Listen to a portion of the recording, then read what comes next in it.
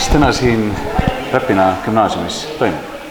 Täna on siin üks väga lahe päev, kus 3 Põlvamaa gümnaasiumi noored on kokku saanud ja räägivad nendel teemadel, mis neile tunduvad olulised, ehk neil on selline koos arutamise päev, kus keegi ei ütle neile ette, mis on oluline, mis on ebaoluline, millest nad peaksid rääkima, vaid nad saavad ise püstitada teemasid, mis neile korda lähevad. Ja siis mööda siin maja on mõnusad vestlusringid ja inimesed saavad omavahel kogemusi vahetada, sest me nimetamegi seda kogemuspäevaks ja oleme pealkirjaks pannud pidu sinus eneses. Mis on need teemad, mis noori köidavad? Ja teemad on meil ilusasti seina peal kõik kirjas ja neid on erinevaid, et tahetakse rääkida sellest, milliseid sportlikke tegevusi erinevates koolides tehakse. Põlva gümnaasiumi noored võtsid üles, et võib-olla teha isegi võistlussari Põlvamaa gümnaasiumide vahel, siis räägiti teemadest, mis on isiklikumad, et kuidas pere meie saatust mõjutab ja meie iseloomu ja meie arengut mõjutab ja näiteks, et kuidas ma saaksin olla õnnelik. Missuguseid lahendusi noored pakuvad? Ja mitte alati nad isegi ei pakugi välja lahendusi, et mõnikord on ka oluline see, et rääkida erinevatest kogemustest ja igaüks saab noppida sealt seda, mis tema jaoks õige on. Aga mõnele küsimusele otsivad nad ka lahendusi ja leiavad erinevaid lahendusi. Nüüd on igaühe enda otsustada, mis on hea. Ma arvan, et ei ole täiskasvanud need, kes peavad ütlema, mis lahendus on õige või vale, et nad peavad oma elusammud ise tegema. Siis klassiga kaitseväkke, mis siis räägib sellisest kampaaniast, et siis kus kogu klassiga kogutakse kõik kokku, kõik tahtjad, kes on siis kaitseväest huvitatud ja siis minnakse kõik koos sinna. Rääkisin ka oma kogemusest Kaitseliidus, mis ma teen seal, ning ka samas nendest huvipäevadest, millest ma olen osa võtnud. Ehk siis Kuperjanovis mõlemad korrad, 2 korda olen käinud, mis on olnud väga huvitavad ja väga põnevad ning ka samas väga harivad. Ning ma arvan, et mina tahaks tulevikus kaitseväkke minna, kuna minu jaoks on see väga põnev. Kas teised mõtlesid aktiivselt kaasa või missugune oli teiste reaktsioon sellele teemale? Kõik olid nagu väga... kõik rääkisid kaasa ning kõigil oli huvi, et sellest kaitseväest ja kõik küsisid, et mis me tegime seal huvipäevadel ning kõik läks väga hästi, ma arvan. Margus Timmo, mis on selle ürituse eesmärk? Mis see noortele peaks andma? Mina arvan seda, et inimene saab olla õnnelik ja vaba siis, kui ta on ennast tundma õppinud. Kui ta teab oma tugevusi, oma nõrkusi ja niimoodi ta oskab valida omal kohta elus. Sest kui sa oskad valida oma kohta elus, siis ei karda sa tulevikku ja sa ei muretse mineviku pärast, et kas seal ei midagi tegemata, sinus ei ole seda kahetsust või siis on ka hindad üle seda minevikku, et ma olen saavutanud nüüd üksi kõik selle, mis ma olen täna saavutanud, eks ole. Et sellepärast ma arvan, et hästi oluline noortel nagu mõtskleda aeg-ajalt koos teistega, sest teised aitavad sul ju sõnastada tegelikult seda täpsemalt sinu mõtteid ja üksteist täiendades.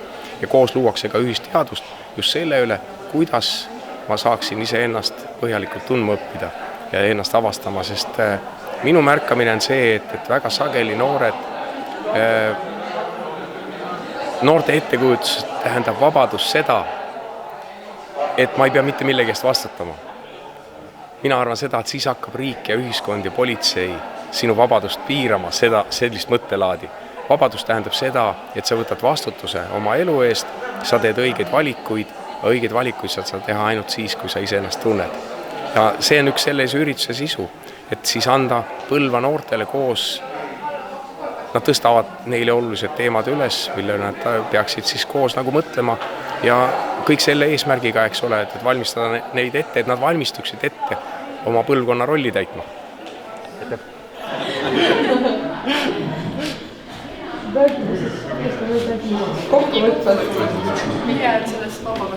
Mis me siis õppisime, et kas kumb on siis parem, vabakasutus või rahvakasutus?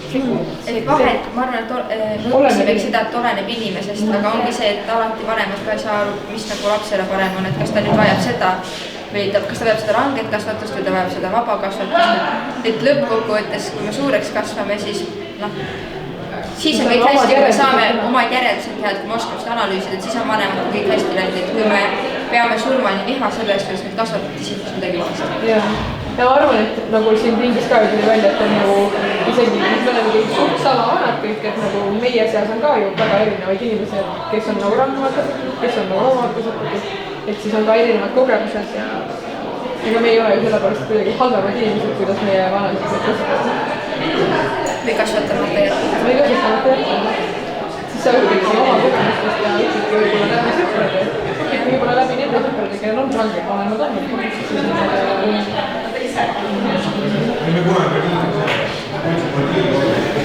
Aga minu arust nagu see, mis me siia oleme üles kirjutanud, et tee seda, mis on sinu selge ja suuna õigem selge ja tee seda, millest tahad, et sulle tehtaks ja õpi oma kogemustest. Et need on head kokkuvõtvad laused sellest, mis me oleme nagu rääkinud, et tegelikult seda me ei ole kordagi maininud, et nagu see kasutus võiks ka ju teistpidi olla, et sa ütled oma vanematele, et näed, ma tahaks, et sa oleksid mulle sellel hetkel toeks või et ma tahan, et sa sellest elust täiesti nagu välja jääksid, et näiteks ma ei tea, kui sul üldse ei meeldi, et ma ei tea, ta sinu riietust kontrollib, et siis ütled talle, et mina ei kommenteeri sinu riietust ja sina ei kommenteeri minu riietust.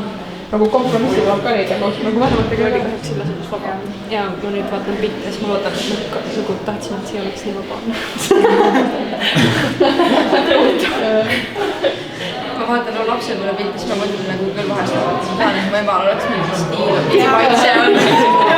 Ma kuulsin, et Tanel Padar käis teil külas. Mida ta rääkis?